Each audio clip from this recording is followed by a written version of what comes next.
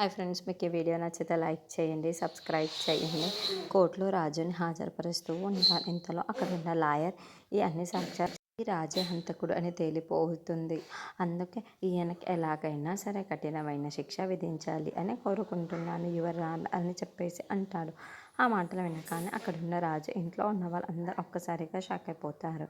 ఇంతలో అక్కడున్న లాయర్ మాత్రం అతన్ని పొడిచిన కత్తి మీద ఈ రాజు ఫింగర్ ప్రింట్సే ఉన్నాయి.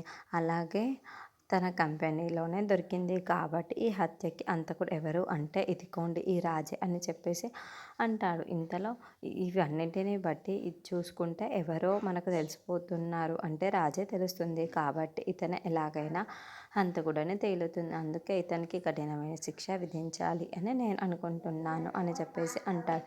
ఆ మాటలు వినగానే అక్కడున్న జడ్జి మాత్రం ఫైనల్ డెసిషన్ ఇచ్చేద్దాం అని చెప్పేసి అనుకుంటూ తన పేపర్స్ వైపుకు చూస్తూ ఉంటాడు. అది చూడగానే అక్కడున్న అపర్ణాదేవి రాజు వాళ్ళు ఒక్కసారి షాక్ అయిపోతారు. అయ్యో, ఎవరు నా కొడుకును కాపాడుతారో అని చెప్పేసి అపర్ణాదేవి అనుకుంటూ ఉంటుంది.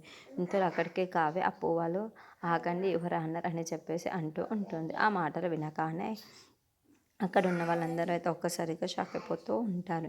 ఇంతలో అక్కడున్న అప్పు మాత్రం కమలేశ్వర్ని తీసుకొని వస్తూ ఉంటారు. చూడగానే అక్కడున్న అనామిక అయితే ఒక్కసారిగా షాక్ అయిపోతూ అయ్యో ఏంటి వీడు వచ్చాడు ఇప్పుడు అని చెప్పేసి అనుకుంటుంది.